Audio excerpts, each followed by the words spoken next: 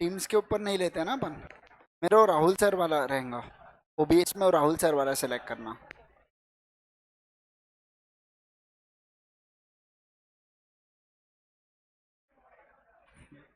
ठीक,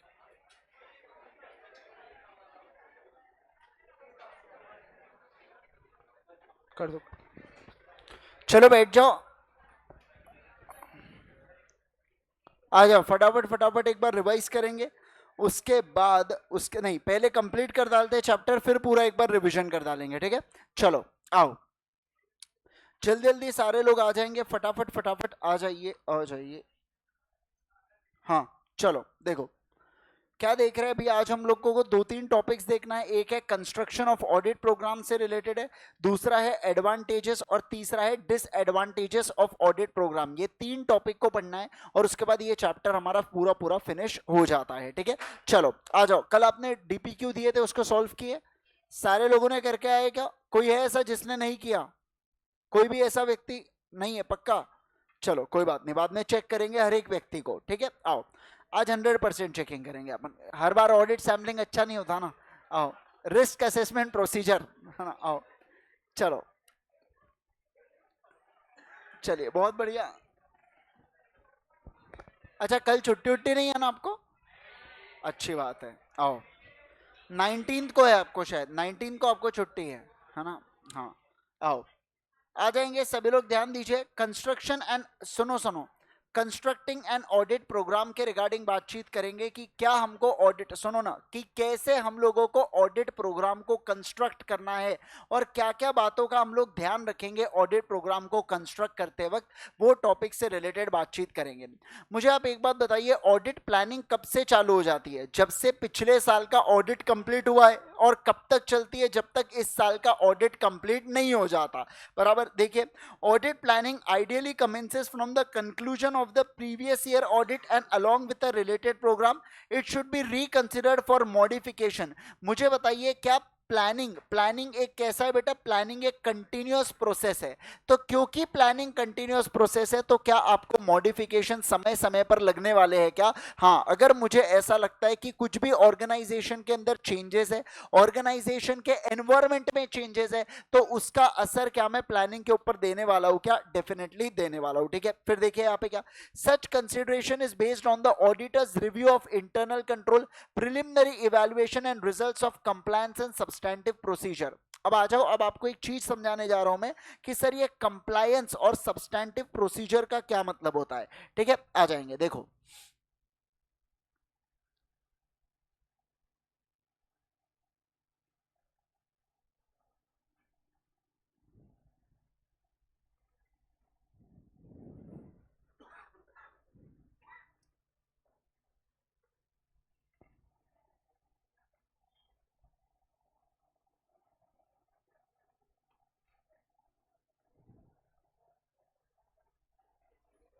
अरे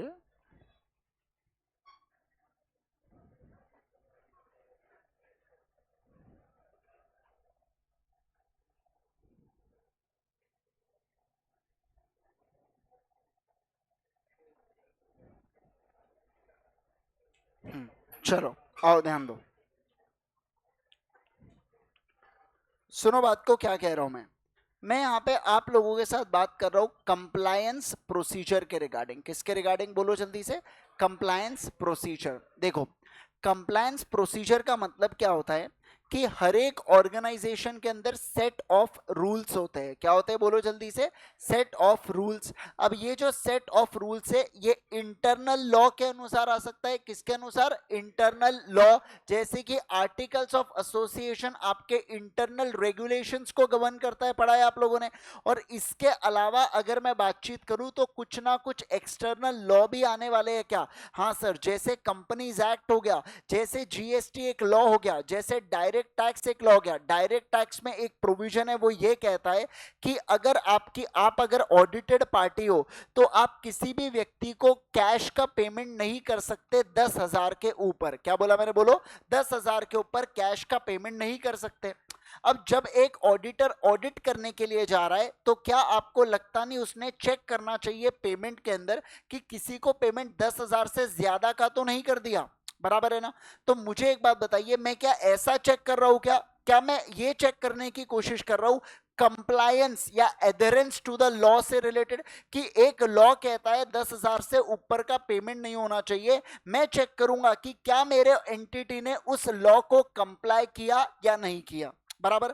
तो सेट ऑफ रूल्स एस्टैब्लिश्ड होते हैं और कंप्लायंस प्रोसीजर के अंदर हम लोग ये चेक करते हैं कि ऑलरेडी जो सेट ऑफ रूल्स एस्टैब्लिश होके रखे हैं क्या उसके रिगार्डिंग हम लोग कंप्लाई कर रहे हैं या हम लोग कंप्लाई नहीं कर रहे हैं, उसे बोला जाता है कंप्लायंस प्रोसीजर। क्या बोला जाता है, बोलो, कंप्लायंस प्रोसीजर। अब सब्सटैंटिव प्रोसीजर का मतलब होता है डिटेल में चेकिंग करना। क्या करना, बोलो जल्दी से, डिटेल में। अब मान लीजिए कभी कभार हो सकता है कि मैंने 10,000 में से ऐसे कई ट्रांजैक्शन निकल गए जहां पे मैंने ना प्रोसीजर, मतलब मैंने 15,000 का पेमेंट कर दिया, मैंने 30,000 का पेमेंट कर दिया, यानी कि मैंने ज्यादा का पेमेंट कर दिया, मैंने लॉ को कंप्लाई नहीं किया। अब मान लो 100 में से अगर मुझे 20 ट्रांजैक्शन को मैंने सैंपल किया और 20 में से मुझे 16 ट्रांजैक्शन दिखे कि मैंने कंप्लाई नहीं किया, आप मुझे एक बात बताइए, क्या आप डिटेल में चेकिंग करोगे कि नहीं करोगे, करेंगे। ये जो आपने डिटेल में चेकिंग किया, क्योंकि आपके, समझना, आपने जो पहले ट्रांजैक्शन किए थे वो कंप्लाई नहीं हुए थे लॉस से, इसलिए आपने डिटेल में चेकिंग किया, उसे सब्सटैंटिव प्रोसीजर कहते हैं। क्या कहते हैं, बोलो जल्दी से, सब्सटैंटिव प्रोसीजर। सब्सटैंटिव प्रोसीजर का मतलब होता है डिटेल में चेकिंग करना। क्या करना, बोलो, डिटेल में चेकिंग करना, है ना। आइए यहां पे, अब देखो, while developing an audit program, auditor may conclude relying on certain internal controls is an effective and efficient way to conduct his audit. Simple सी बात है, हर एक ऑर्गेनाइजेशन के अंदर कुछ ना कुछ इंटरनल कंट्रोल्स होते हैं। जैसे कि अगर मैं बात करूं कैब्स के अंदर, अगर आप आते हो तो वहां पे फेस रिकॉग्निशन का एक वो लगा हुआ है ना, उसमें अटेंडेंस होता है, आई थिंक सो, वो है ना। तो ये एक इंटरनल कंट्रोल की पॉलिसी हुई। ऐसी ऑर्गेनाइजेशन के अंदर जब भी कोई व्यक्ति आता है तो हो सकता है वहां पे सामने बाहर बैठने वाला सिक्योरिटी गार्ड क्या करे, अटेंडेंस मार्क करे कि कब एक पर्सन आ रहा है, कब एक पर्सन जा रहा है। यूजुअली अगर किसी का ज्वेलरी का बिजनेस होता है तो ऐसे केस में क्या किसी को भी अपन आने देते क्या, स्टाफ को बोल के नहीं, जो स्टाफ आता है वो आते हैं तब उसकी चेकिंग होती है, जाते हैं तब उसकी चेकिंग होती है। ये करना जरूरी है ना, आप समझिए बात को। नहीं तो एक आधा एम्प्लॉय आया और एम्प्लॉय बेटा लेके चले गया एक आधी अंगूठी, क्या फर्क पड़ रहा है एक आधी अंगूठी से, कोई फर्क नहीं, लाख 1.5 लाख इधर उधर, समझ रहे ना। तो ऐसे केस में इंटरनल कंट्रोल को सेट करना बहुत ज्यादा जरूरी है।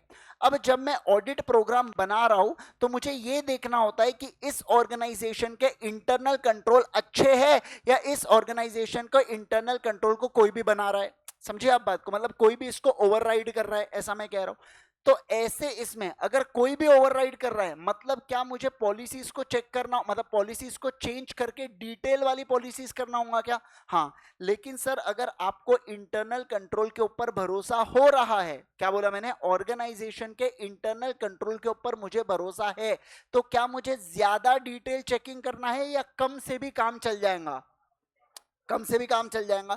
तो बस ये वही वाली बात यहाँ पे हो रही है। देखो यहाँ पे क्या, while developing audit program, auditor may conclude relying on certain internal control is an effective and efficient way to conduct his audit. However, the auditor may decide not to rely on control where there are more efficient ways of obtaining sufficient and appropriate audit evidence.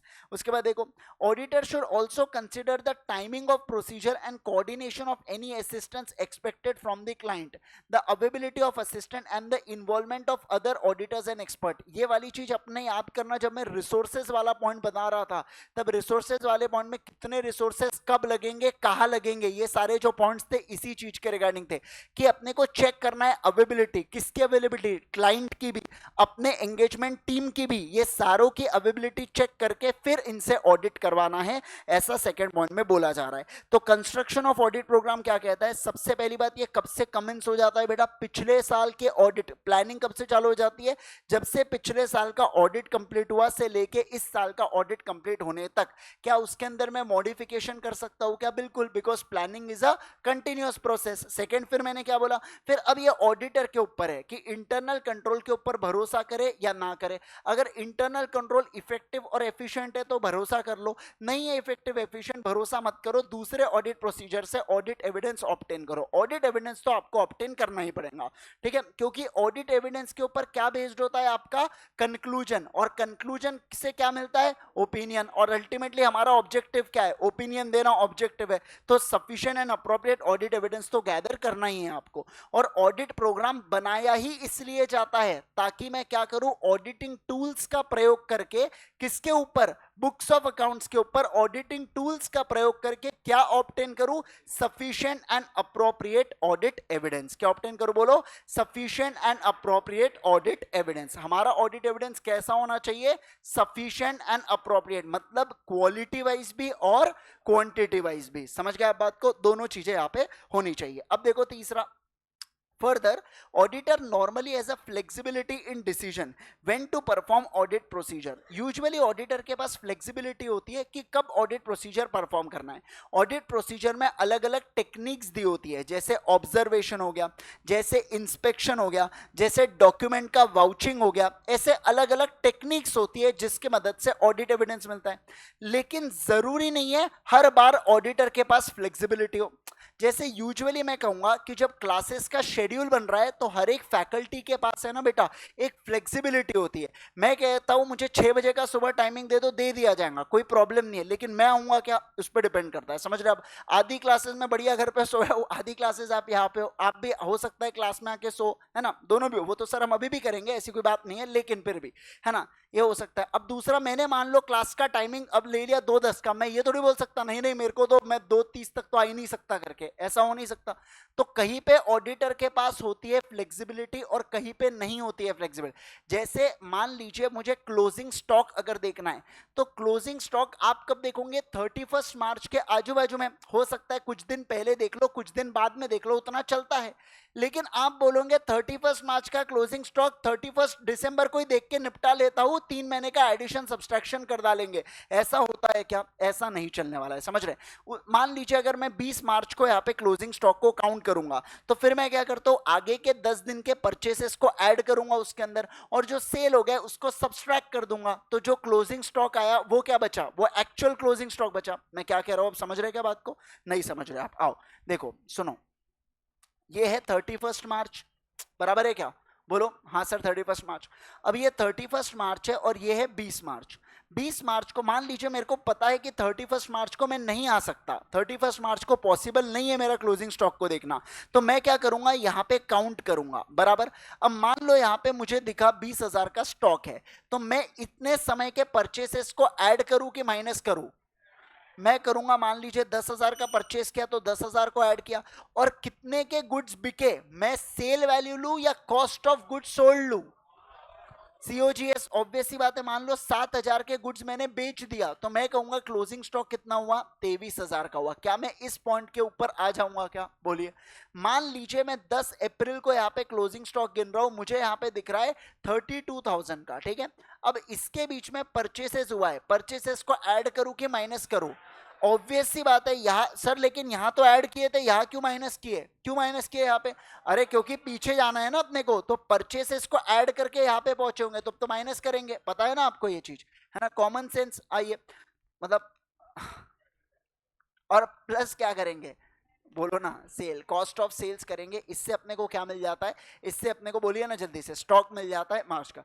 अब सुनिए आप बात को, तो मैं usually क्या कहूंगा, इस समय मेरे पास ज्यादा फ्लेक्सिबिलिटी नहीं होती है, ये पक्का है कि मुझे क्लोजिंग स्टॉक, और मान लो मुझे ऑब्जर्वेशन करना है, ऑब्जर्वेशन का मतलब क्या होता है कि जो क्लाइंट है ना उसका स्टाफ सारी चीजें परफॉर्म करेगा, मैं सिर्फ वो स्टाफ को देखते रहूंगा वो बराबर से काम कर रहा है क्या, तो क्या मैं ये बोल सकता हूं मेरे पास फ्लेक्सिबिलिटी है, जैसे स्टाफ उस हिसाब से काम करना पड़ेगा जैसे मैं चाहूंगा वैसे, ऐसा हो सकता है क्या, नहीं, स्टाफ तो अपना काम करना, मान लो स्टाफ कह रहे हैं कि हम 3 अप्रैल को रिकॉर्ड पूरा देखने वाले, स्टॉक ऑडिट कैरी आउट करेंगे, तो ये अब यहाँ पे क्या मेरे पास फ्लेक्सिबिलिटी आएंगी क्या, कि मैं बोल रहा हूँ 5 अप्रैल को कर दो ना, मैं फ्री नहीं हूँ उस दिन, ऐसा नहीं होता। अगर मुझे ऑब्जर्वेशन करना है तो मुझे वहां पे जाना ही होगा, ऐसा मैं बोलना चाहता हूँ, ठीक है। चलिए आ जाओ, देखो auditor normally has a flexibility in deciding when to perform audit procedure. Okay, however in some cases auditor may have no discretion as to the timing, जैसे observing an inventories by client personnel, verifying the securities and cash and balances in year end. तो ऐसे case के अंदर यहाँ पे auditor के पास कोई flexibility हो जाती है क्या? नहीं होती है सर, ऐसा इनका कहना है. अब देखिए, the purpose of audit programme construction following point should be kept in mind. मतलब जब भी आप ऑडिट प्रोग्राम बना रहे हो तो ये फॉलोइंग पॉइंट्स को आपको ध्यान रखना है. ऑडिट प्रोग्राम का मतलब क्या है सर? ऑडिट प्रोग्राम मतलब डिटेल में वेरिफिकेशन प्रोसीजर का. देखो सुनो ना, ऑडिट प्रोग्राम का मतलब क्या है मुझे बताइए. ऑडिट प्रोग्राम मतलब सर डिटेल में जहां पे हम लोग क्या डालते हैं, वेरिफिकेशन प्रोसीजर के बारे में बताते हैं, जो अपन कहां पे अप्लाई करने वाले हैं, बुक्स ऑफ अकाउंट्स के ऊपर. और इससे अपने को क्या मिलेंगे बेटा? इससे ऑडिट क्या मिलता है? Audit evidence. ऑडिट एविडेंस के बेसिस पर क्या होगा? कंक्लूजन. और कंक्लूजन के बेसिस पर क्या होने वाला है? बोलिए ना जल्दी से. ये माइंड में बैठा है क्या आपके? यस. अब देखो, अब इनका कहना है कि अब ये सारी चीजें होने वाली है. तो जब आप ऑडिट प्रोसीजर को, या जब आप यहाँ पे मैं कहूंगा ऑडिट प्रोग्राम को फाइनल कर रहे हो, तो ऑडिट प्रोग्राम को फाइनल करते वक्त आपने कौन से बातों का ध्यान रखना है, बराबर ना? तो कौन से पॉइंट्स को आप याद रखोगे जब आप ऑडिट प्रोग्राम बनाओ? तो सबसे पहला क्या बोला जा रहा है? Stay with in the scope. आपको जिस काम के लिए बुलाया गया है उसी काम के लिए क्या आपने ऑडिट प्रोग्राम बनाना है क्या? टैक्स ऑडिट करने के लिए बुलाया तो आप बोलोगे मैं यहाँ पे जीएसटी का भी ऑडिट मैं ही कर डालता, मैं अभी काम कर लूंगा, पैसा मिल जाएगा. ऐसा आप कर सकते हो क्या? नहीं.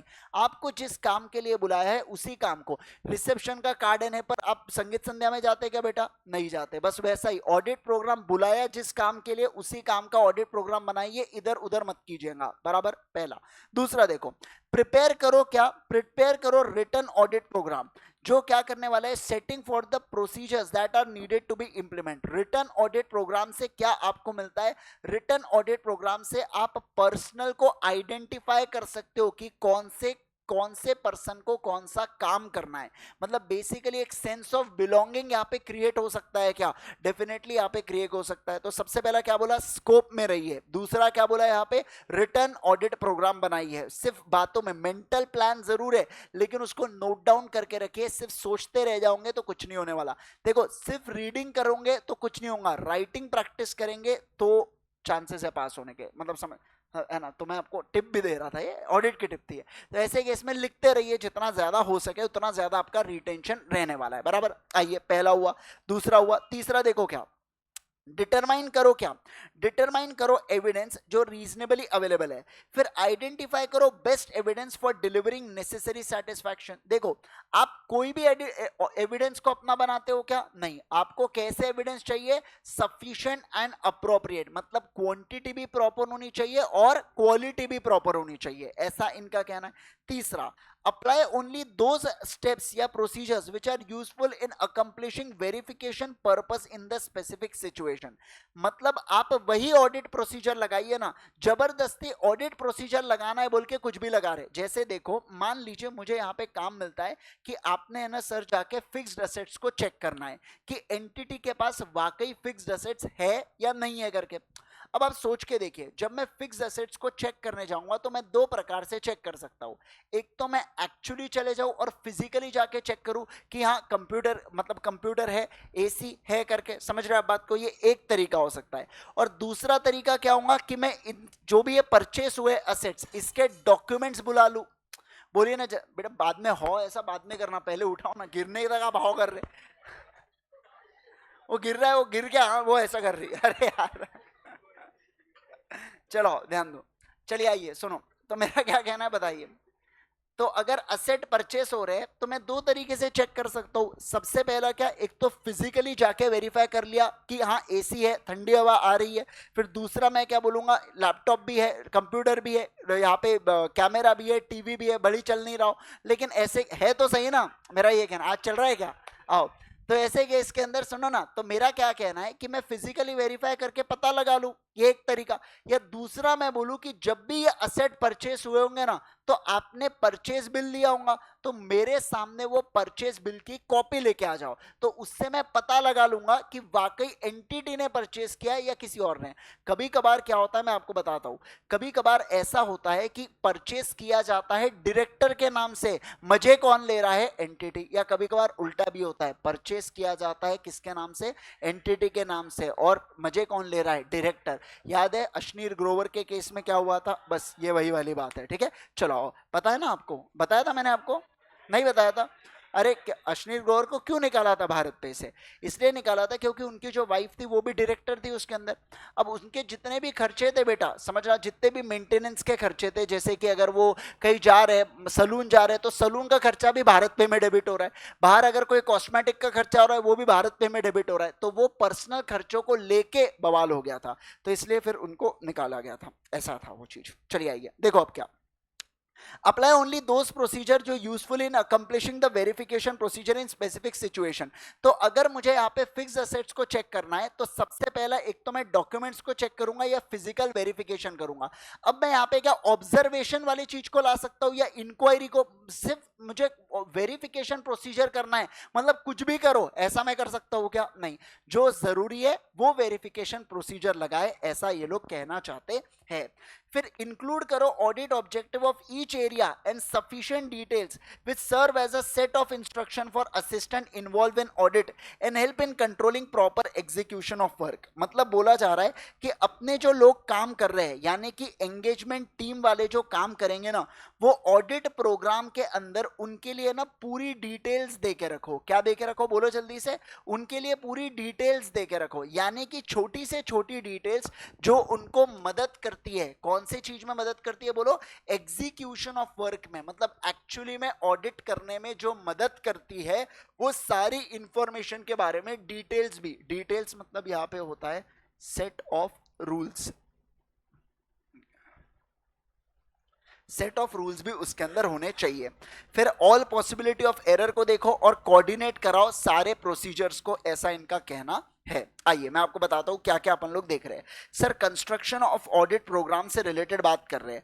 कंस्ट्रक्शन ऑफ ऑडिट प्रोग्राम क्या देख रहे हैं सभी लोग, बोलो कंस्ट्रक्शन ऑफ ऑडिट प्रोग्राम।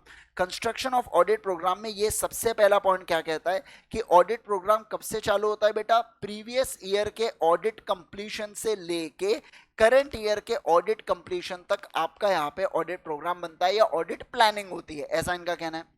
दूसरा क्या कह रहा है, दूसरा कह रहा है कि आप इंटरनल कंट्रोल का प्रयोग कर सकते, आप नहीं कर सकते। कर सकते कब हो, जब एफिशिएंट और इफेक्टिव यूज आपको नजर आ रहा हो तो आप कर लेना, आप मत करना जब आप कोई अल्टरनेटिव प्रोसीजर लगा सकते हो। ये दूसरा वाला पॉइंट बोला गया था, बराबर है क्या, बोलिए जल्दी से। फिर मैं अगर बात करूं तो थर्ड पॉइंट के अंदर क्या बोला गया था, सर थर्ड पॉइंट के अंदर इनका क्या क्या था कि यहाँ पे वैसे तो ऑडिटर के पास क्या होता है, ऑडिटर के पास फ्लेक्सिबिलिटी होती है, बोलो क्या होती है, फ्लेक्सिबिलिटी। लेकिन कुछ सिचुएशन के अंदर, सम सर्कमस्टांसेस में क्या वो फ्लेक्सिबिलिटी दी जाती है क्या, नहीं सर, कुछ सिचुएशन में वो फ्लेक्सिबिलिटी नहीं होती है। फिर अपन ने चौथा देखा कि सर अपने को जब अपन ऑडिट प्रोग्राम बना रहे हैं ना, तो अपने को what is to be in mind, मतलब क्या बातों का ध्यान अपने को रखना है। सबसे पहली बात बोला गया यहाँ पे, अपने स्कोप में रह के अपने को काम करना है, क्या बोलो जल्दी से, जो अपना स्कोप है। टैक्स ऑडिट के लिए बोला है, टैक्स ऑडिट का ही काम करो, दूसरा काम करने की जरूरत है क्या, नहीं सर। फिर दूसरा अपन ने क्या बोला, आपको रिटर्न प्रोग्राम बनाना है, कैसा प्रोग्राम बनाना है, बोलो रिटर्न ऑडिट प्रोग्राम आपको बनाना है। फिर तीसरा बोल रहा है कि आपने कैसे एविडेंस को आप ऑब्टेन करोगे ताकि आप कंक्लूजन के ऊपर पहुंच पाओ। फिर यहाँ पे तीन चीजें हुई। फिर चौथा और क्या कह रहा है, बोलिए। चौथा बोला जा रहा है कि आपको सिचुएशन के हिसाब से, सिचुएशन वाइज, क्या कहा मैंने, बोलो सिचुएशन वाइज आपने ऑडिट प्रोसीजर को लगाना है। फिर नेक्स्ट वाली चीज और क्या कह रही है बताइए, सर सिचुएशन वाइज यहाँ पे कंप्लीट हुआ, फिर अपन लोग बोलेंगे यहाँ पे इंक्लूड करो डिटेल के अंदर चीजें, यानी कि सेट ऑफ रूल्स एस्टैब्लिश कर सके, क्या कर सके, बोलो सेट ऑफ रूल्स, किसके लिए, एंगेजमेंट टीम के लिए, बोलो किसके लिए, एंगेजमेंट टीम के लिए, मतलब असिस्टेंट के लिए।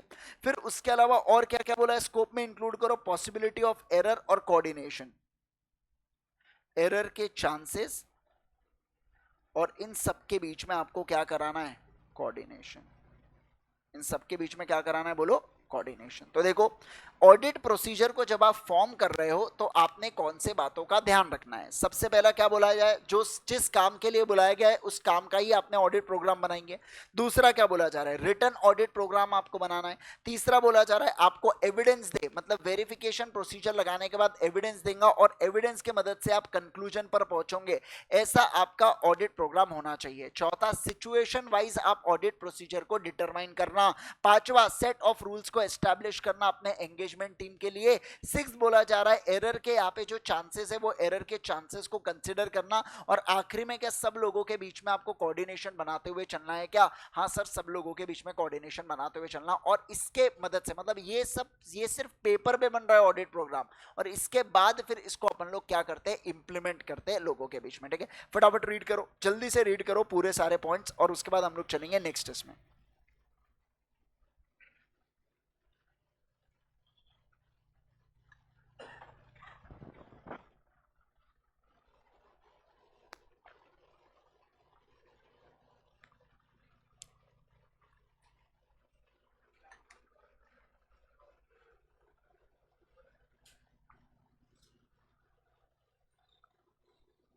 वो छोटा हो जाएगा।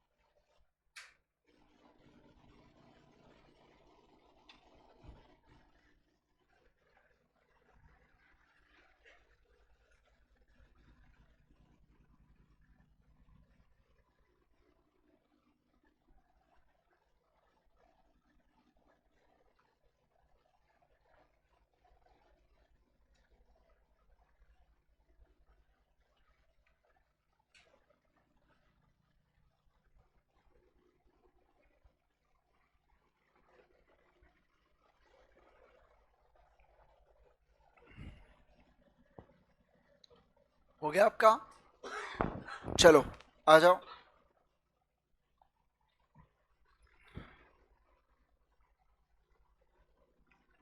बुक के अंदर ही मार्क कर लेना इसको, रिटर्न और ये सब चीजों को।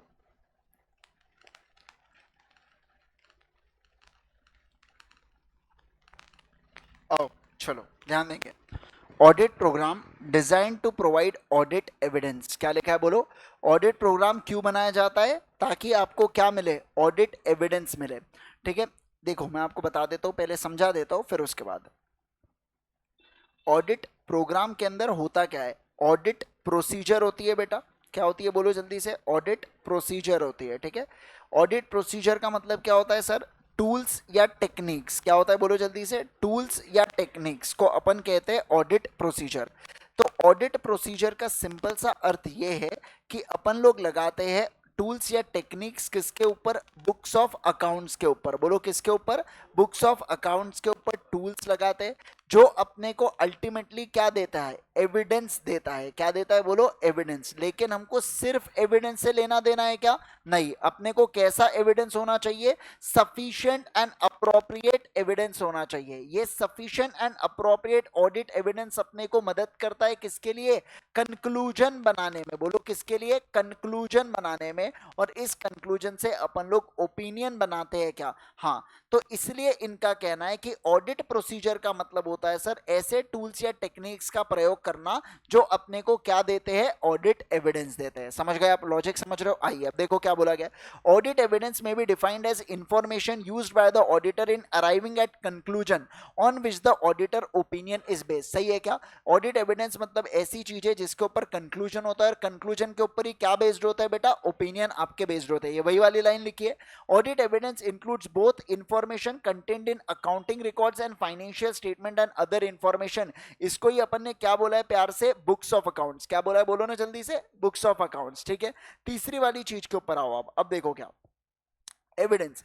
Evidence is the very basis for the formulation of opinion. An audit program is designed to provide that by prescribed procedures and techniques.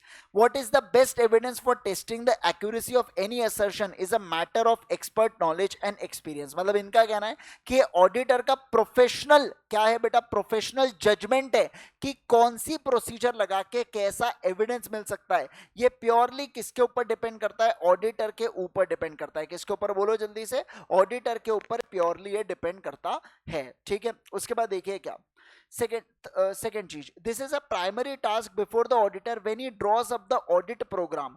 Transaction are varied in nature and impact procedures to be prescribed depend upon the knowledge of what evidence is reasonably available in respect of each transaction. मतलब simple सा मैं ये कहना चाहता हूँ कि हर एक transaction के लिए कौन सा एविडेंस अवेलेबल है। जैसे देखो, मेरा ये कहना है अगर आप परचेस करते हो तो क्या आपके पास इनवॉइस होने वाला है क्या? हाँ, लेकिन अगर आप यहाँ पे परचेस करते हो कोई किससे, कोई नॉन रजिस्टर्ड पर्सन से, किससे करते हो बोलो, नॉन रजिस्टर्ड पर्सन से, तो ऐसे केस में अब आपके पास इनवॉइस आने वाला है क्या? नहीं, अब आपके पास यहाँ पे इनवॉइस नहीं होगा। समझ रहे हैं आप बात को? तो यहाँ पे इनका कहना है कि प्राइमरी टास्क ऑडिटर के ऊपर होने वाला है कि हर एक इसके कि कहाँ पे एविडेंस अवेलेबल है, कहाँ पे एविडेंस अवेलेबल नहीं है, कहाँ पे बुक्स ऑफ अकाउंट्स में डेटा है नहीं है, उसके ऊपर भी मेरा ऑडिट प्रोग्राम पूरा डिपेंड करता है। अब देखिए कैसे कैसे ऑडिट एविडेंस आपको मिलने वाले हैं। तो आप यहाँ पे डॉक्यूमेंट्री एग्जामिनेशन कर सकते हो। डॉक्यूमेंट्री एग्जामिनेशन का मतलब होता है मैं जाऊंगा और मैं कहता हूं मुझे ना परचेस इनवॉइस या सेल्स इनवॉइस के डॉक्यूमेंट्स को चेक करना है। जैसे मैंने आपको फिक्स्ड एसेट के केस में बताया था, मेरे को बिल बता दो करके, बराबर ना, तो उसे डॉक्यूमेंट्री एग्जामिनेशन कहते हैं। दूसरा होता है कौन सा, फिजिकल एग्जामिनेशन। मैं जाके चेक कर रहा हूं फिक्स्ड एसेट्स को मैं जब जाके चेक करूं ना, मतलब जिस लोकेशन पे फिक्स्ड एसेट है उस लोकेशन पे मैं जाऊं और एक्चुअल में चेक करके आऊं, तो उसे बोला जाता है फिजिकल एग्जामिनेशन। क्या बोला जाता है बोलो? तीसरा, statement and explanation of management official and employees. मान लीजिए कभी कभार क्या होता है कि मुझे है ना कुछ गड़बड़ नजर आती है बुक्स ऑफ अकाउंट्स के अंदर, तो ऐसे केस में मैं क्या बुला सकता हूं, एक्सप्लेनेशन या स्टेटमेंट बुला सकता हूं एम्प्लॉइज से, ये घर वाले लोगों से, मतलब क्या, कंपनी के अंदर जो लोग काम कर रहे हैं ना उनसे।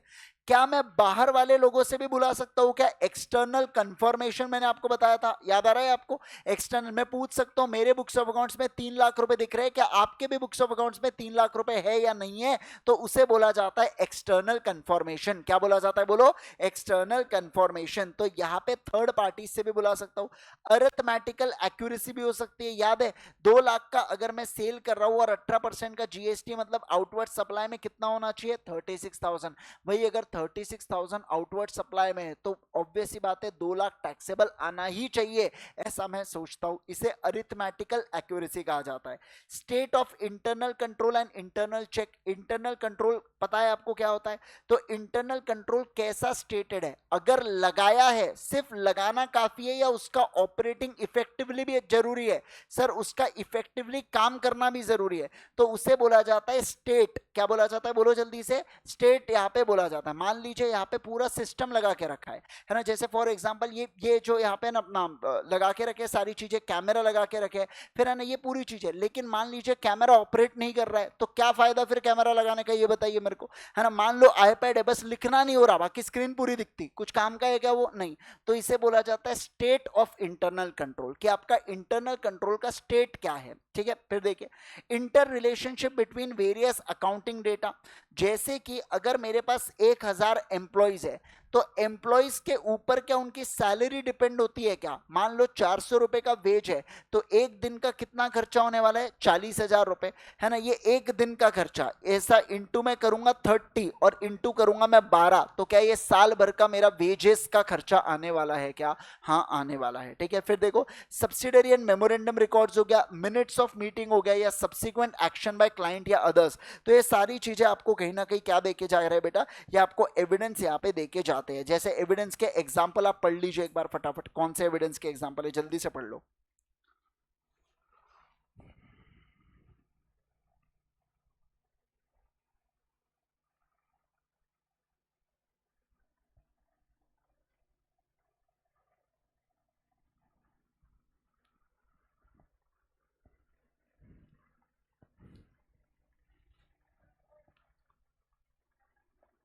कौन से इसमें एक्सप्लेनेशन में क्या होता है, मुझे अगर कोई कंफ्यूजन है तो मैं उससे रिगार्डिंग एक्सप्लेनेशन बुलाता हूँ कि मुझे ये चीज़ समझ नहीं आ रही है, एक्सप्लेन करो। जैसे देखो कॉस्ट और NRV which ever is lower आपने लेना चाहिए, ठीक है, ये पता है। अब ये मुझे नहीं पता ना कि एक्चुअल में कॉस्ट और एनआरवी लोअर लिया कि नहीं लिया, तो मैं पूछता हूँ कि ये जो इन्वेस्टमेंट का वैल्यूएशन या ये जो इन्वेंट्री का वैल्यूएशन आया है, ये कौन से बेसिस पर निकाला गया, इतना मैं पूछता हूँ, और मैं पूछ सकता हूँ, उसमें कोई प्रॉब्लम नहीं है। ऐसा कोरोबरेटिव बताता हूँ मैं।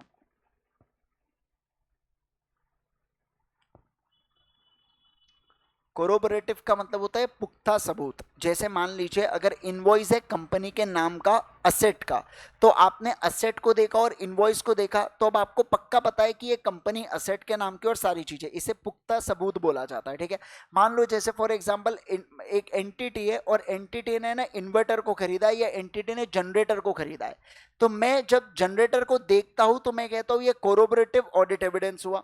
लेकिन मान लीजिए लाइट चले जाती है और सब जगह लाइट गई है, सिर्फ हमारे इस एंटिटी की लाइट चालू है, बाकी जगह अंधेरा अंधेरा और यहाँ पे एंटिटी में लाइट है, मतलब ये मेरे को कॉम्प्लीमेंट्री ऑडिट एविडेंस दे रहा है कि हाँ एंटिटी के पास कुछ ऐसा है जिसके कारण एंटिटी में लाइट अभी भी है। समझ रहे हैं आप बात को?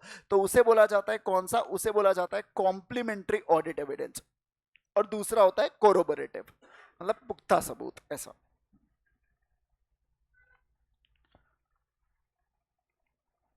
मुझे आप एक बात बताइए, ऑडिट एविडेंस, सुनिए ना बात को मैं जो कह रहा हूं, क्या यहाँ पे यहाँ पे जो हमारी मैनेजमेंट है, जो एंटिटी है, वो एंटिटी क्या अलग अलग प्रकार, एंटिटी तो बहुत सारे ऑडिट एविडेंस देंगे अपने इसको ऑडिटर को, तो ऑडिटर के लिए क्या सारे ऑडिट एविडेंस एक समान होंगे या सबका वेट अलग अलग हो सकता है?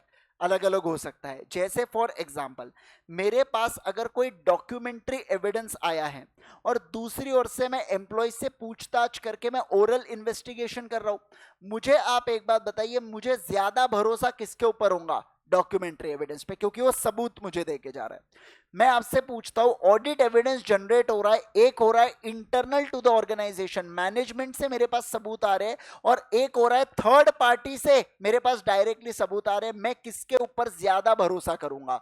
थर्ड पार्टी से इंडिपेंडेंट है, बराबर है ना? मुझे बताइए, मेरे पास डॉक्यूमेंट्री ऑडिट एविडेंस आके रखा है, एक है जेरोक्स कॉपी, एक है ओरिजिनल कॉपी, मैं किसके ऊपर ज्यादा भरोसा करूं? ओरिजिनल कॉपी के ऊपर। समझ रहे आप बात को? तो बस ये वही कह रहा है कि ऑडिटर को अप्रोप्रिएट वेट यहां पे देना होता है on each piece of evidence के ऊपर। किसके ऊपर बोलो?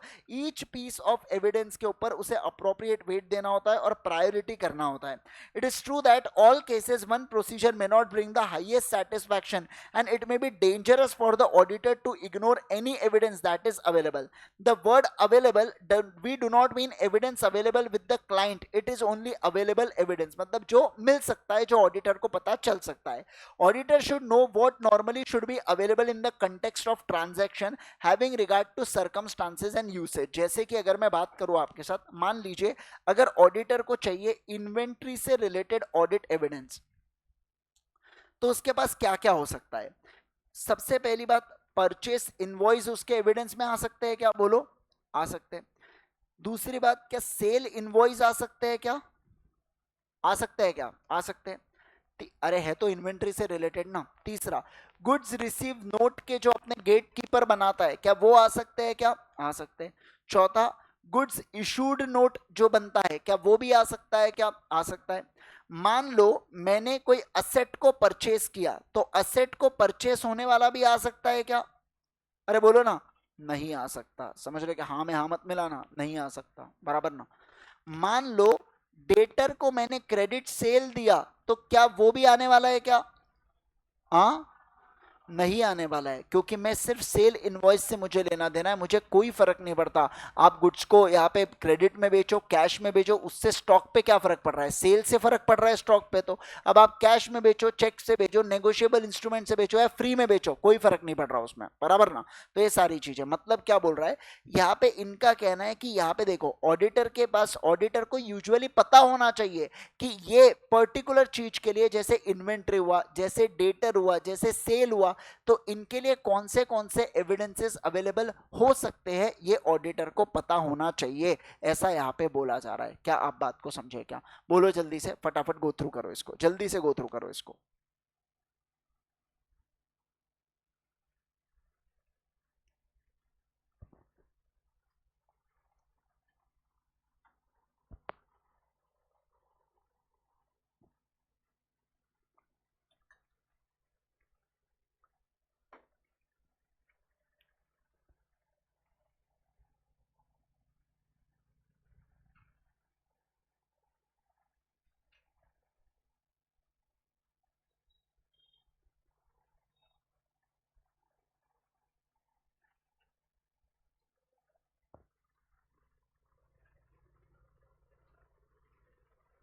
क्या क्या?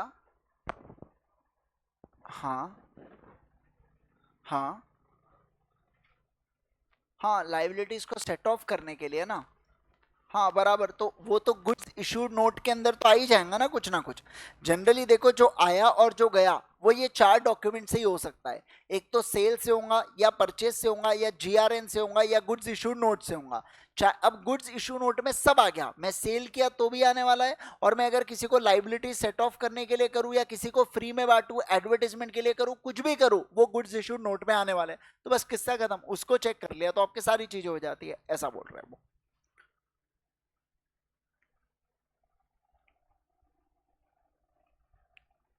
चलो हो गया क्या? आओ देखते हैं। Advantages and disadvantages of audit programme पढ़ेंगे। लास्ट टॉपिक है, वेरी इंपॉर्टेंट है, इसको मार्क करके रख लीजिए, ऐसा स्टार मार्क करके रख दो। वेरी इंपॉर्टेंट टॉपिक है, भूलना मत बेटा गलती से भी, ठीक है? ये आप है और आप ये भूल सकते हैं, ठीक है? चलो आओ ध्यान दो। सबसे पहला एडवांटेजेस पढ़ाओ क्या, बोलो जल्दी से। सर कौन से एडवांटेजेस होते हैं ऑडिट प्रोग्राम के? सबसे पहला एडवांटेज क्या है? ये क्लियर सेट ऑफ इंस्ट्रक्शन देता है। बोलो क्या देता है? क्या आपको लगता नहीं ऑडिट प्रोसीजर बनने या ऑडिट प्रोग्राम बनने के बाद आपको पता होता है कौन सा ऑडिट प्रोसीजर लगाना है, कब लगाना है, कहाँ लगाना है, क्या एविडेंस देगा, क्या कंक्लूजन बनेगा और कैसे ओपिनियन देंगे? मतलब एंड टू एंड पूरा रिपोर्ट आपको करके देता है ऑडिट प्रोग्राम। तो ऐसा इनका कहना है, क्लियर सेट ऑफ इंस्ट्रक्शंस होते हैं। दूसरा क्या बोल रहा है यहाँ पे समझना, दूसरा बोला जाता है टोटल पर्सपेक्टिव ऑफ वर्क आपको समझ जाता है। जब आप ऑडिट प्रोग्राम बनाते हो ना, तो आप हर एक पॉसिबल एरियाज को कवर करने की कोशिश कर रहे हो। अब क्योंकि आप हर एक पॉसिबल एरियाज को कवर करने की कोशिश कर रहे हो, तो ऐसे केस के अंदर आपको टोटल काम के बारे में, पूरे काम के बारे में एक बर्ड आई व्यू मिल जाता है क्या? डेफिनेटली यहां पे आपको मिल जाता है, ठीक है? चलिए तीसरा देखो, सिलेक्शन ऑफ असिस्टेंट। क्या बोला मैंने? असिस्टेंट को सिलेक्शन करना क्या आसान हो जाता है क्या? अगर हाई रिस्क एरियाज है तो अच्छे लोगों को ले जाओ, लो रिस्क एरियाज है तो आप किसी को भी लेके जाओ, नाम नहीं लेंगे, है ना? आइए उसके बाद तीसरा क्या बोल, चौथा क्या बोल रहा बताइए? विदाउट रिटर्न, या यहाँ पे अच्छा मुझे बताइए, ये एक मेंटल प्लान होता है, ऑडिट प्लानिंग एक मेंटल प्लान है। आप ऑडिट प्लानिंग आपने जो सोच के रखा है, आप उसको नोट डाउन करते हो किसके फॉर्म में? बोलिए सर। नोट डाउन करते हैं रिटर्न फॉर्म में, जिसको नाम इन्होंने दे के रखा है ऑडिट प्रोग्राम, बराबर। तो ऐसे केस के अंदर देखिए, मेंटल प्लान में क्या दिक्कत है? मेंटल प्लान में दिक्कत है, हो सकता है आपने 5 चीजें सोची हो तो आप 3 या 4 ही कर पाए, एक आप भूल जाए करके, ऐसा हो सकता है। लेकिन जब आप किसी चीज को लिख के रख रहे हो, तो एक प्रकार से वो चेकलिस्ट की तरह काम करेंगे। आपने कई बार सुना होगा, लोग जो जितने भी लोग हैं, ये जो यूट्यूबर्स वगैरह जो आते हैं ऐसे यूट्यूब वगैरह पे, जो टिप्स एंड, मेरे पे क्यों उंगली उठ जाती है तुम लोगों की बार बार? समझे आप बात को? मेरा ये कहना है कि जो टिप्स एंड ट्रिक्स, जो बाकी ज्ञानी नहीं होते क्या, ऐसे मैं नाम नहीं लूंगा कोई चाय वाले का, लेकिन सुनना, तो उनका क्या कहना है, समझिए आप बात को, वो ऐसा अक्सर कहते हैं कि आपको जो भी काम करना है उसको आप लिख के रखिए करके, तो आपका 50% काम ऑलरेडी हो जाता है, ऐसा लोग बोलते हैं। और ऐसा वो एटॉमिक हैबिट्स करके एक बुक है, उसके अंदर भी ऐसा कुछ तो भी दे के रखा है कि अगर आपको कोई काम करना है तो आप उसको पहले लिख के रख लीजिए, तो आपका 50% काम तभी समाप्त हो जाता है उसके अंदर, ठीक है। तो इनका क्या कहना है, समझिए, जब आप लिख के रखते हैं ना कोई चीज, तो जो छूटने के चांसेस होते हैं, मतलब यहाँ पे डेंजर ऑफ इग्नोरिंग या ओवरलुकिंग ट्रांजैक्शन है, क्या उसको आप कम कर सकते हो क्या? हाँ सर, उसको आप कम कर सकते हो, ऐसा यहाँ पे बोला जा रहा है, ठीक है। सबसे पहला क्या हुआ, बोलिए जल्दी से। सबसे पहला है क्लियर सेट ऑफ इंस्ट्रक्शंस देता है, दूसरा पर्सपेक्टिव ऑफ वर्क देता है, तीसरा लोगों को ढूंढने में मदद करता है, और चौथा क्या बोला जा रहा है, यहाँ पे जो ओवरलुकिंग या इग्नोरिंग वाले ट्रांजैक्शन का जो डेंजर है उसको क्या खत्म करता है क्या ऑडिट प्रोग्राम? यस सर, खत्म करता है। फिर देखिए क्या, मुझे एक बात बताइए, असिस्टेंट जब यहाँ पे सिग्नेचर डाल रहा है ऑडिट प्रोग्राम के सामने, तो क्या आपको लगता नहीं उसने एक्सेप्ट की है अपनी रिस्पॉन्सिबिलिटी टुवर्ड्स द वर्क? और कल चल के अगर वो एरिया में कुछ भी गड़बड़ पाया गया तो मैं क्या वो असिस्टेंट को पटक के चोकस्लैम दे सकता हूं? बोलिए मतलब, अरे बोलिए ना जल्दी से, क्या मैं असिस्टेंट को जिम्मेवार ठहरा सकता हूं क्या? हाँ सर बिल्कुल। देखो अपन लोग ट्रेस करके उसको क्या कर सकते हैं, ट्रेस करके अपन लोग उसको रिस्पॉन्सिबल बोल सकते हैं। अब देखिए यहाँ पे फिर क्या, principal can control the progress of various audit in hand by examination of audit programme. मतलब जो प्रिंसिपल, प्रिंसिपल मतलब एंगेजमेंट पार्टनर, कौन बोलो, एंगेजमेंट पार्टनर, यानी कि ऑडिटर ट्रेस कर सकता है कितना काम हुआ है, कितने हद तक हुआ है। जैसे कि मान लीजिए अगर मैं बात करूं आपके साथ, आपने एक पूरा प्रोग्राम बनाया और आप मम्मी पापा के पास लेके जाते हो कि ये पूरा प्लान है, ग्रुप 1 ऐसे खत्म करना है, ग्रुप 2 ऐसे खत्म करना है, बोथ ग्रुप पास करना है, इतनी टेस्ट सीरीज, ये सब। अब उनको पूरा प्लान पता है, तो जब आप दिवाली की छुट्टी में जाओगे तो आपसे पूछेंगे क्लासेस हो गए क्या ग्रुप 1 के करके, समझे आप बात को। ये क्या हुआ, प्रिंसिपल ट्रेस कर पा रहा है आपके काम को, क्योंकि आपने ऑलरेडी उनके साथ बैठ के क्या बना लिया है, प्लान बना लिया है, बराबर। सेम ऐसा यहां पे होता है कि जब प्रिंसिपल पूरे ऑडिट प्रोग्राम को बना रहा है, उसे पता है कौन सी स्टेप्स पे कौन सा काम आने वाला है, तो क्या वो पूरे काम को ट्रेस कर पा रहा है क्या? हाँ सर। और अगर वो पूरे काम को ट्रेस कर पा रहा है तो अगर ज्यादा रिसोर्सेज की रिक्वायरमेंट हो ज्यादा रिसोर्सेज देगा, और अगर कम रिसोर्स की रिक्वायरमेंट हो रिसोर्स को शिफ्ट भी करवा सकता है, ठीक है। चलो अब देखो, it serve as a guide for the audit to be carried out in succeeding year. इस साल अगर आप ऑडिट करते हो, ऑडिट प्रोग्राम बनाते हो, तो अगले साल आप as it is audit programme को उठा लोगे क्या? नहीं। लेकिन क्या आपको उससे मदद मिलने वाली है क्या? मदद तो थोड़ी बहुत मिलेंगे ना यार। आइए, a proper drawn up audit program serve as a evidence in event of any charge of negligence brought against the auditor। मतलब कल चल के अगर ऐसा हुआ, मान लो अगर मैंने यहाँ पे ऑडिट करके रखा, कोई भी कंपनी का अपन ने ऑडिट किया, ठीक है, और बाद में क्या होता है, बाद में वो कंपनी में फ्रॉड डिस्कवर होता है, तो पकड़ा किसको जाता है, बोले ऑडिटर ने अपना काम ठीक से नहीं किया। लेकिन अगर मेरे पास प्रॉपर ऑडिट प्रोग्राम होगा तो मैं क्या यहाँ पे सामने वाले एजेंसी को बता सकता हूँ क्या, ये देखो ऑडिट प्रोग्राम, इससे मुझे ये एविडेंस मिले और ये एविडेंस की मदद से मैं ऐसे कंक्लूजन के ऊपर पहुंचा, आप बताओ क्या गलत है करके। समझ रहे हो आप बात को? तो ऑडिट प्रोग्राम आपको जितना बचा सकता है उतना मरवा भी सकता है, ध्यान रखना। क्योंकि ऑडिट प्रोग्राम, अगर आपने कुछ नेग्लिजेंस का काम किया है, ऑडिट प्रोग्राम सामने से बताएगा देखो कितना नेग्लिजेंट था करके। बैंक अकाउंट में एफडी दिख रही है 50 लाख की या 50 करोड़ की, कुछ तो भी एफडी थी, किसकी, वो अपना वो सत्यम कंप्यूटर्स की। और समझे बात को, और ऑडिटर ने इतने भी स्टेप नहीं लिए कि आप एक बार जाके चेक कर रहे हो या बैंक से कंफर्म कर रहे हो वाकई में एफडी है या नहीं है। मतलब आप कह रहे हो कि बस उसने अपने को सर्टिफिकेट देखा है, हमने देख लिया और हम मान लिए करके, हमें थोड़ी पता वो सर्टिफिकेट आपने देखे कि नहीं देखे। हाँ, लेकिन अगर बैंक से मैं कंफर्मेशन करता और बैंक मुझे अप्रूवल दे देते, तो ऐसे केस में क्या ऑडिटर बच सकता था क्या? हाँ, फिर ऑडिटर में, सत्यम के केस में ऑडिटर को जेल नहीं होती थी। समझ रहे आप बात को? एफडी और बैंक अकाउंट का ही तो लोचा आ गया। उनका कहना है जब इतने बड़े बड़े ट्रांजैक्शन थे तो एक ऑडिटर ने बैंक वाले ऑफिशियल्स के साथ कम्युनिकेशन करना ही चाहिए था, ऐसा यहाँ पे सत्यम कंप्यूटर्स के केस में बोला गया था, ठीक है। चलिए आओ आओ फटाफट फटाफट रीड करो इसको, जल्दी से रीड करेंगे। एडवांटेजेस इतने ही हैं, इजी इजी एडवांटेजेस एकदम।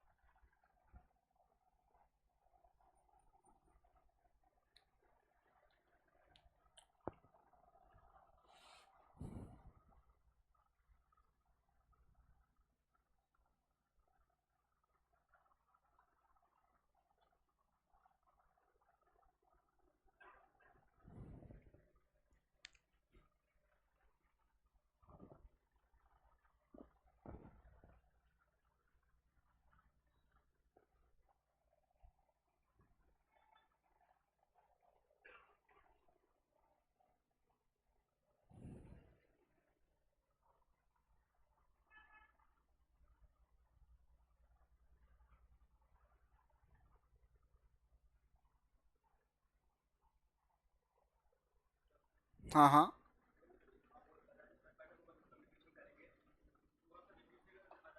कर सकते हैं। कुछ लोग अगर रिफ्यूज करे तो उस हिसाब से अपन अपना ओपिनियन चेंज करेंगे कि यहाँ पे हमको कुछ ना कुछ गड़बड़ लग रहा है। देखो, पहली बात तो आपको गड़बड़ लगेगा तो आप कोई अल्टरनेटिव प्रोसीजर कैरी ऑन करोगे ताकि आप इस रिस्क को कम कर सको। लेकिन अल्टरनेटिव प्रोसीजर परफॉर्म नहीं हो पाई तो आप इसके ऊपर कंक्लूजन दे देना अपना।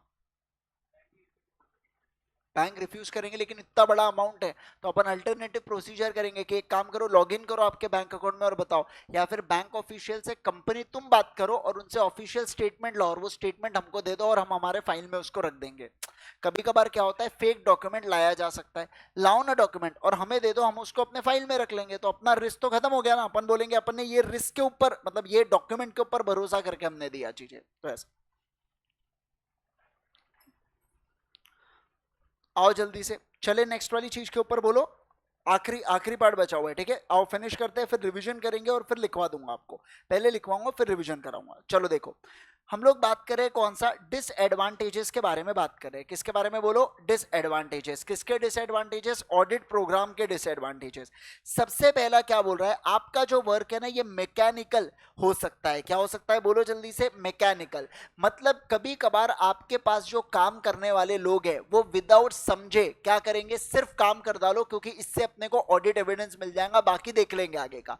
विदाउट समझे सामने वाला व्यक्ति काम को कंक्लूड कर सकता है, ऐसा इनका कहना है। तो सबसे पहला क्या बोला, काम क्या हो सकता है, मैकेनिकल। आपने मान लीजिए मैंने आपको बोला कि बस ये वाली चीज करना है, जैसे मैंने आपको बोला कि आपको है ना क्वेश्चन आंसर्स जो भी मैं डेली दूं आपको लिख के आना है करके, लेकिन आप उसको पढ़, आप सिर्फ जाके वो बुक खोलते हो ना एज इट इज उसको लिख रहे हो देख देख के एक वर्ड, तो उसका कोई फायदा नहीं है। आप उसको पढ़ के खुद से लिखो, या आपने खुद से लिखना चालू किया, नहीं दिखा और आपको नहीं याद आया, फिर आप रेफर कर रहे हो, तो उसका फायदा है। सिर्फ बुक को देख के, मैंने बोला देख के लिख सकते, इसका मतलब ये नहीं है कि आप एज इट इज कॉपी करो क्वेश्चन एंड आंसर्स को। वही कराना होता तो नहीं कराता, सिंपल सी बात है ना।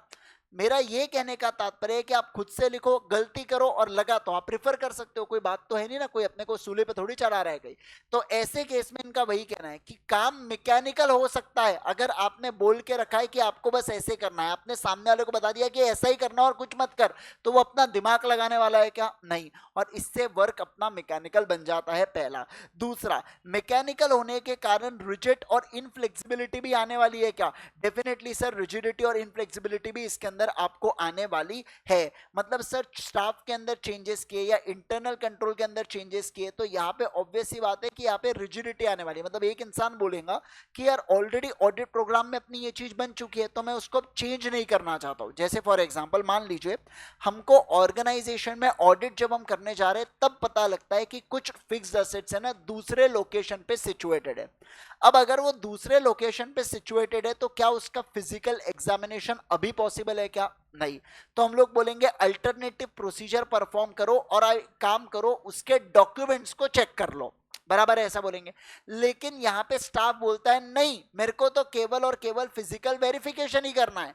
तो ऐसे केस के अंदर हम लोग क्या कहेंगे कि अब वो रिजिड, क्यों रिजिड हुआ वो, क्योंकि आपने ऑडिट प्रोग्राम वैसा बना दिया था, आपने ऑडिट प्रोग्राम के अंदर पॉलिसी वैसी डाल दी थी, इसलिए वो अब रिजिड बन चुका है और उसको बाकी कुछ सूझ नहीं रहा। ऐसा इनका यूजुअली अगर चार्टर्ड अकाउंटेंट्स या कोई दूसरे प्रोफेशनल जाते हैं तो उनको समझ जाता है, लेकिन अगर कोई एम्प्लॉय जिसको आइडिया भी नहीं है कि है क्या करके जीवन में, समझ रहे आप बात को, तो वो क्या करेगा, वो तो रिजिड हो जाएगा, नहीं मेरे को सर ने ऐसा बोला तो मैं ऐसा ही करूंगा, बाद में वो कुछ दिमाग नहीं लगाने वाला है। समझे आप बात को, अरे बोलो ना जल्दी से, है ना। आइए फिर तीसरा देखो, inefficient assistant may take shelter behind the programme. मतलब बोला जा रहा है कि जो बहुत ही मतलब इनएफिशिएंट लोग होंगे वो भी शेल्टर ले लेंगे प्रोग्राम के बिहाइंड में कि बोले प्रोग्राम में ऐसा लिखा गया था, देखो हमने वैसा कर दिया करके।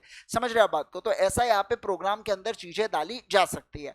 अब देखो फिर क्या बोला गया, हार्ड एंड फास्ट रूल। यहाँ पे क्या बोला, hard and fast audit programme में kill the initiative of inefficient and enterprising assistant. मतलब सर अगर आपने बोल के रखा है कि नहीं नहीं आपको केवल और केवल ये ऑडिट प्रोग्राम का ही प्रयोग करना है, इसके अलावा कुछ आप और नहीं कर सकते, तो इससे जो अच्छे वाले असिस्टेंट है क्या वो भी बिगड़ जाएंगे क्या, हाँ।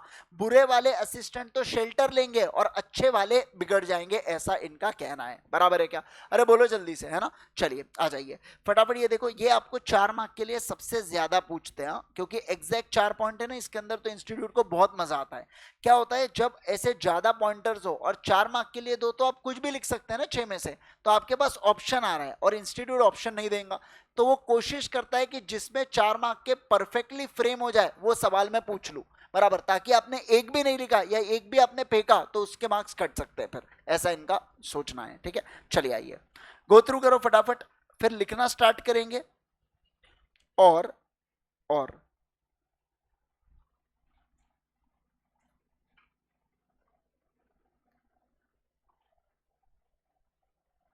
हम्म,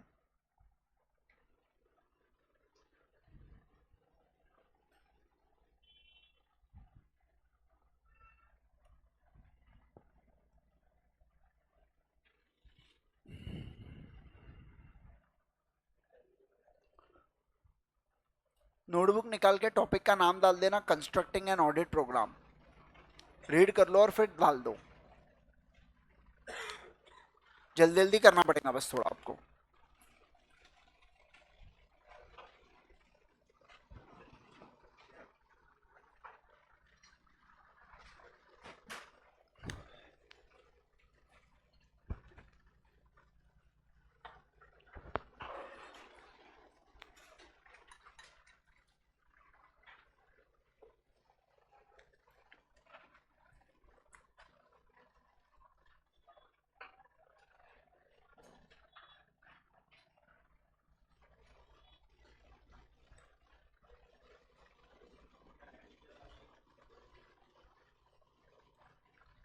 चलो चलो करे क्या, लिखो कंस्ट्रक्टिंग एन ऑडिट प्रोग्राम।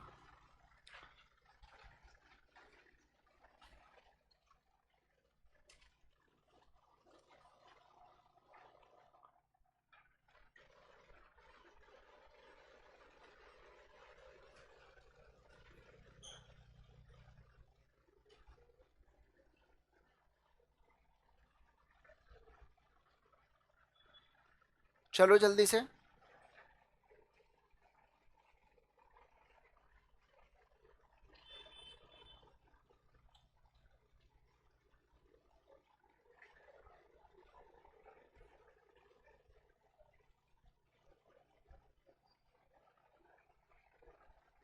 हो गया क्या, अरे बोलो, नहीं हुआ, नहीं हुआ ना, तो लिखो पहला पॉइंट, लिखो पहला पॉइंट जल्दी से। As audit progresses, as audit progresses, audit planning can be modified, audit planning can be, audit planning can B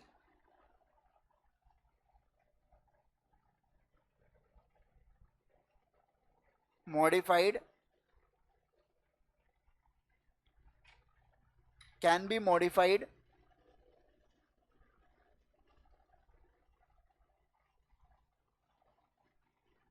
and and review of IC, review of IC, review of IC and preliminary evaluation, and preliminary evaluation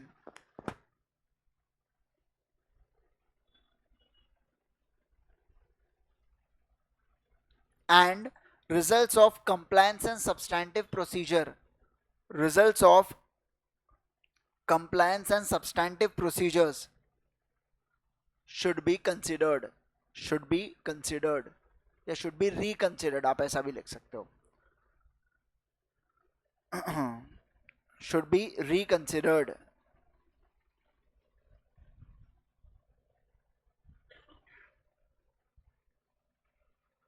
हो गया, फिर लिखो next, second, second point,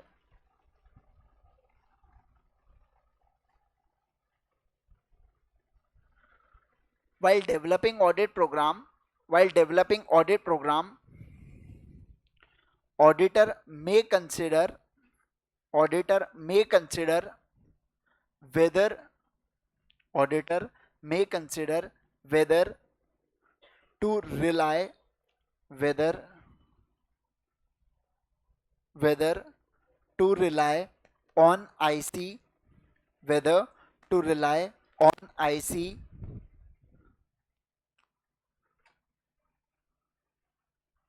if they are effective and efficient, if they are effective and efficient, full stop. However,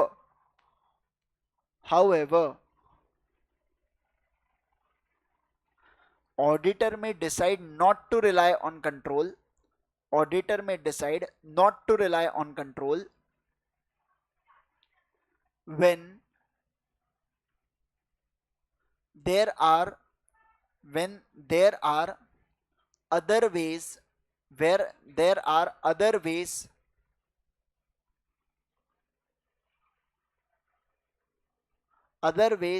of obtaining SAAE, other ways of obtaining SAAE, obtaining sufficient and appropriate audit evidence, SAAE.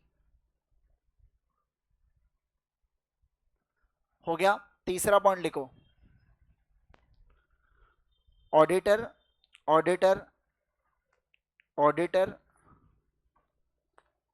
has flexibility in deciding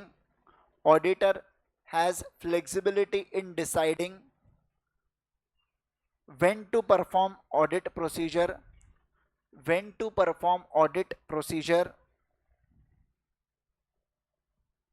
but in some cases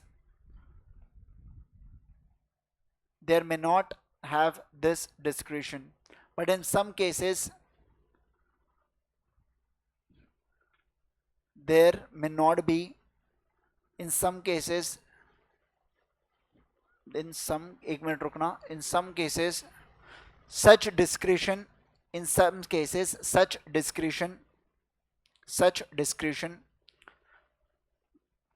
will not be available, उसके बाद D point, उसके बाद while constructing audit program, following points should be noted. While constructing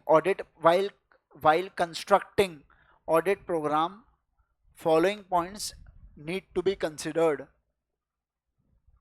ये वाला अपने आप में अलग सवाल भी बनता है बेटा. ये जो डी पॉइंट है ना, उसके ऊपर डायरेक्ट सवाल आता है एक, है ना.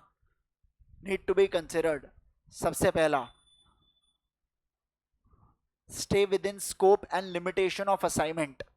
Stay within scope and limitation of assignment.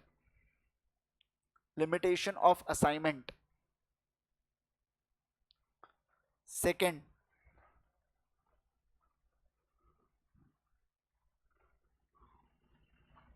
prepare written audit program.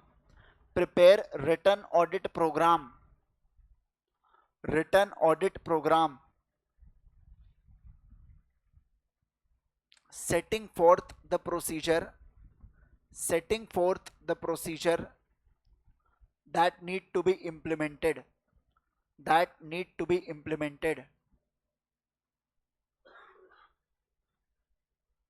Third, identify best evidence which is possible from available evidence. Identify best evidence which is possible from available evidence.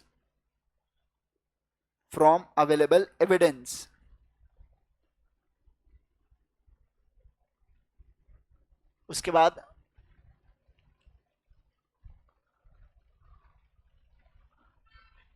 apply only those steps or procedure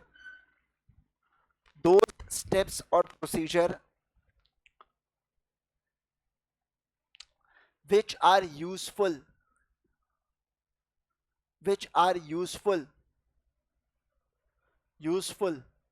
in accomplishing verification procedure in specific situation.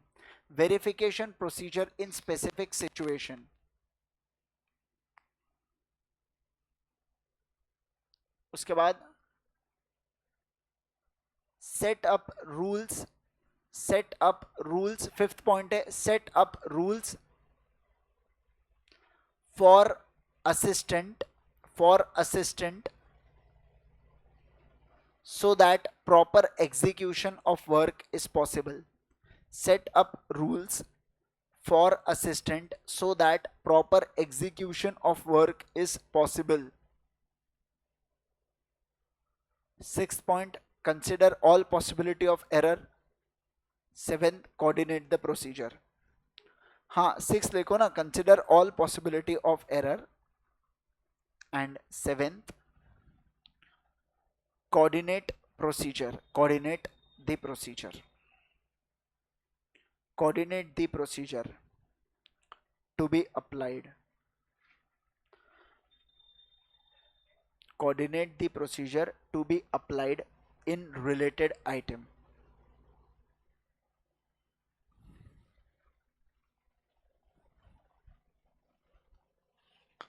पानी P low सभी लोग, फिर next point लिखता है.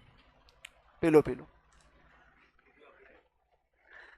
To be applied in two related item.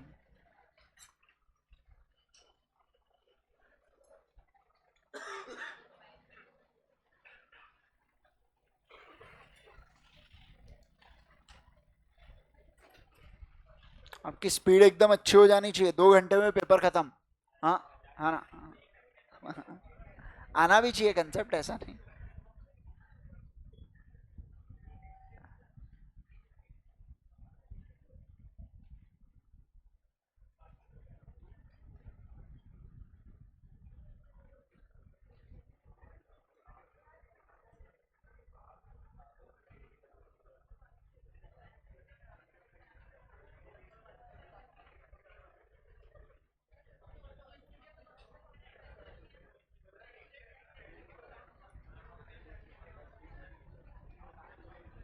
मेरे समय 8 subject थे, तुमको 6 ही है.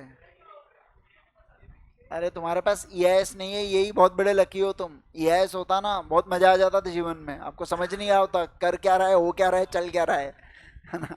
चलो लिखो ऑडिट, बताता हूं मैं. लिखो audit programme design to provide audit evidence. Audit programme design to provide audit evidence. Audit evidence की डेफिनेशन एज इट इज पहले तो कॉपी कर लो.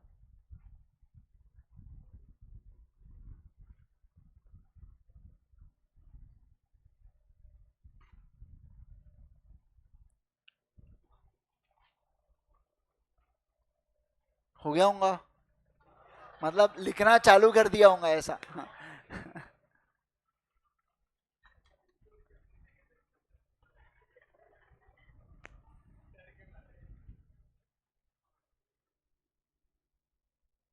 हेलो. हाँ चार.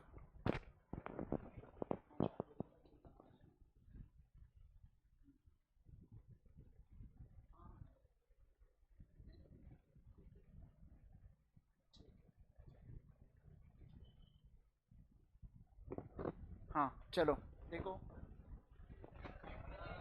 नहीं हुआ अभी, कितने देर पहले बताया था मैंने. वही तो.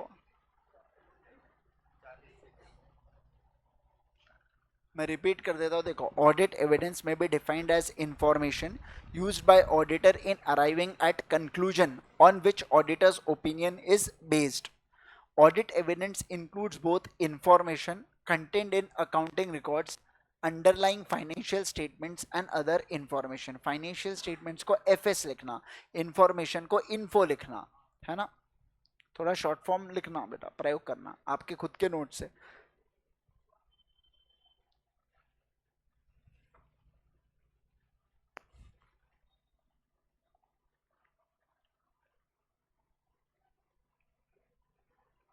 चलो लिखो पहला पॉइंट.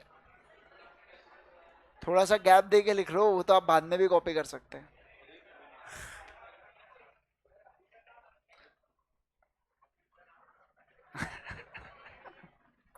हो गया क्या? चलो लिखो, पहला लिखो अभी. Audit evidence. Audit evidence which helps in formulating opinion. Audit evidence which helps in formulating opinion is a matter of professional judgment. Opinion which helps in formulating opinion is a matter of professional judgment. is a matter of professional judgment.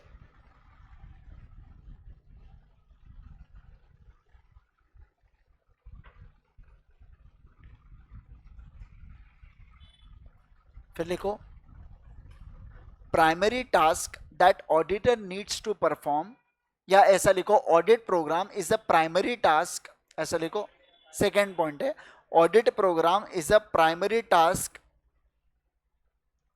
Audit programme is a primary task that auditor needs to perform, auditor needs to perform in order to obtain audit evidence, in order to obtain audit evidence which are available in respect of transaction, which are in order, देखो रुको एक minute बताइए, रुको, audit program is a primary task that auditor needs to perform in order to obtain audit evidence, in order to obtain audit evidence in respect of every transaction, in respect of every transaction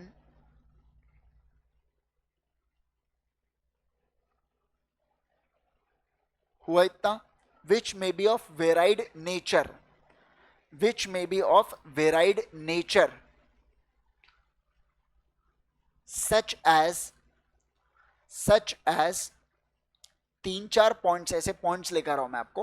पहला point डालना documentary examination, second point डालना physical examination, documentary physical,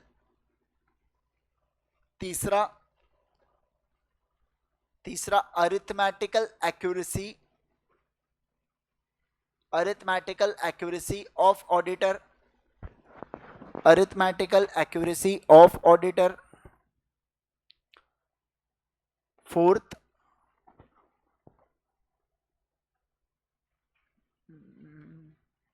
state of internal control, state of internal control, फिर लिखो third point, pointers हो गए आपके, 2 points लिखे ना कि एक ही लिखे आपने, 2 लिखे ना, तो अब थर्ड आएगा, लिखो फिर, आइए कुछ गलत खुद लिख रहे हो वहां पे, और हाँ लिखो, तीसरा लिखो it's a matter of auditor's judgment, हाँ थर्ड में लिखना है आपको, it's a matter of auditor judgment upon the weight, upon the appropriate weight, upon appropriate weight, sorry, appropriate weight on each piece of evidence, on each piece of evidence,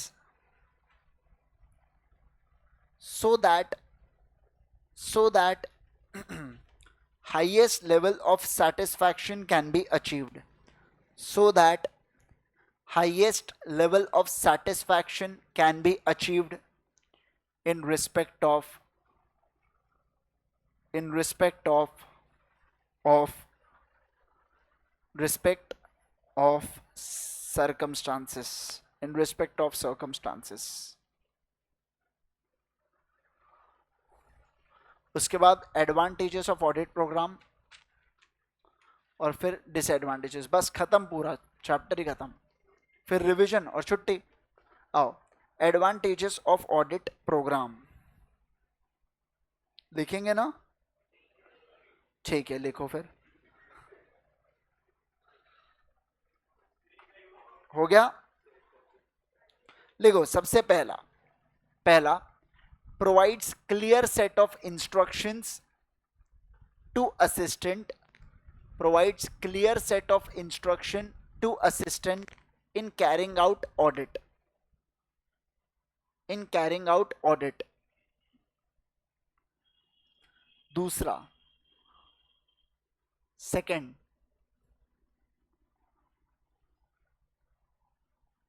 हो गया पहला, second it provides total perspective of the work, provides total perspective of the work to be performed, work to be performed।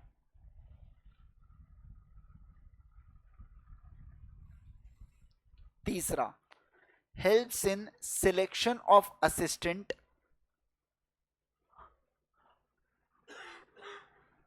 helps in selection of assistant on the basis of capability, on the basis of capability. Fourth, danger of ignoring or overlooking of books and records, overlooking and ignoring, ignoring or overlooking of certain books and records. हो गया? हाँ, मतलब books and records लिखो, ठीक है। अरे अब काटा क्यों लिख दिया था तो लिखो लिखो लिखो लिखो, books and records can be ignored, can be ignored, can be ignored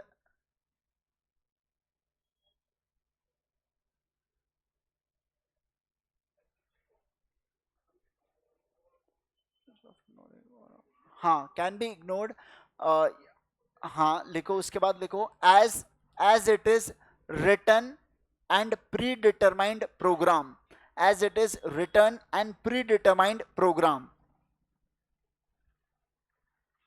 उसके बाद next point, next point,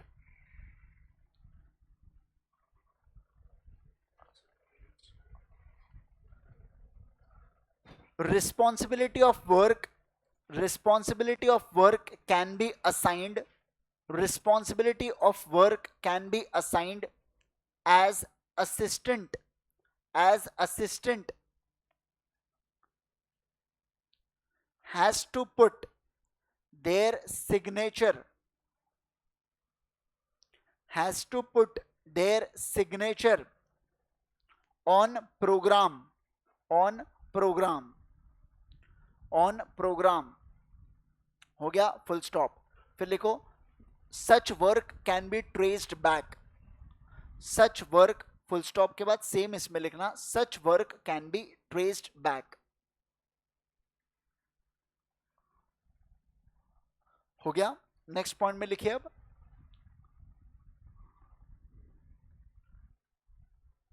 it serve as a guide for audit, it serve as a guide for audit in succeeding year।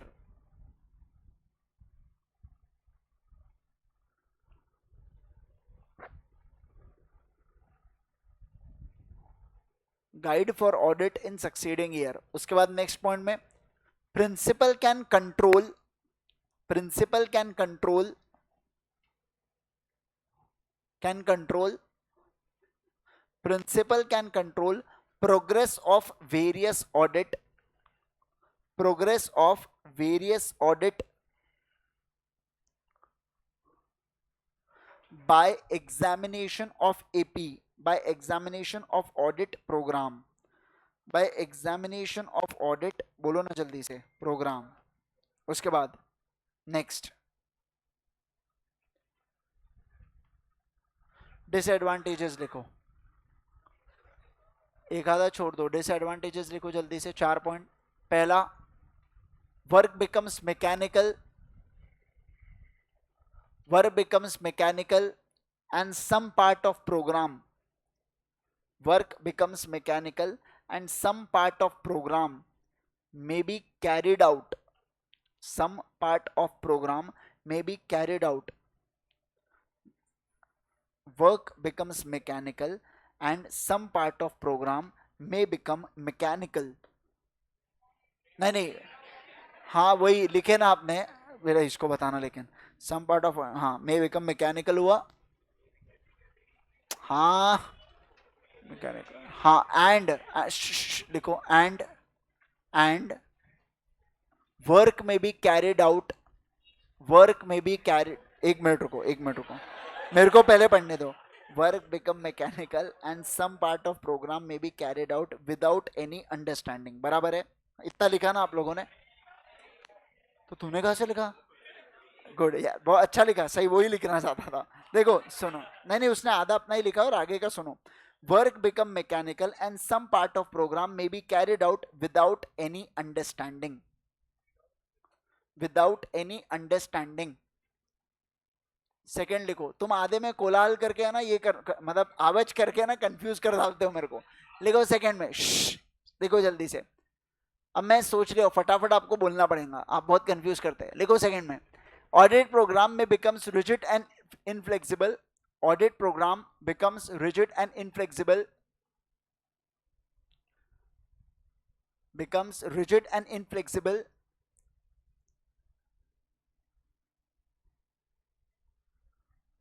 by following set grooves. By following set grooves. Grooves का मतलब होता है marking. Set grooves. Sometimes it may happen.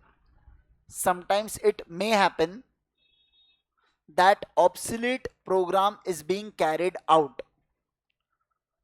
Sometimes it may happen that old program may carried out या absolute program may be carried out. दोनों में से आप कुछ भी लिख सकते हो. ठीक है, चलो आगे बढ़े ना. आओ सुनो, नेक्स्ट लाइन में लिखो, सी वाले पॉइंट में लिखो यहाँ पे. Inefficient assistant may take shelter behind the program.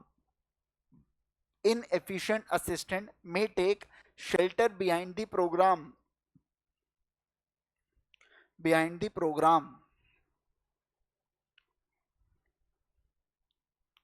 That is defend deficiencies. That is defend deficiencies. Defend deficiencies.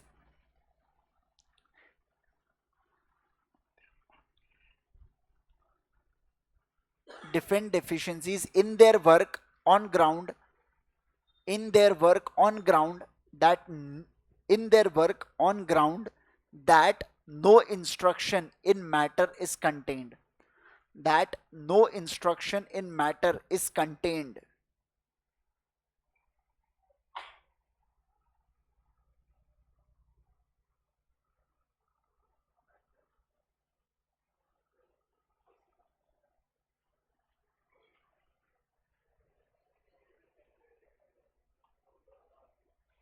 हो गया क्या? आइए फिर लिखो, एज इट इज कॉपी कर लो फोर्थ वाला पॉइंट.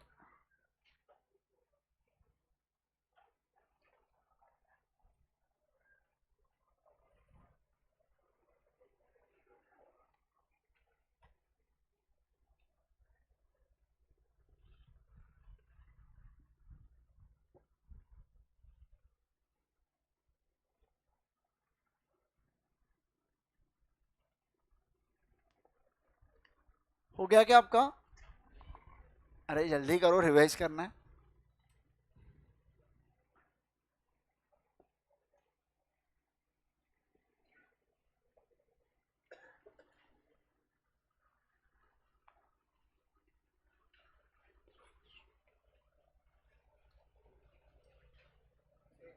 हाँ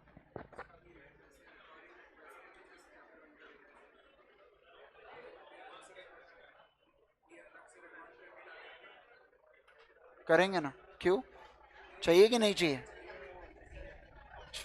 चलो आज करना है या कल करना है रिकॉर्ड? कल ही करना है ऑब्वियस. चलो ठीक है, बाय बाय, टेक केयर.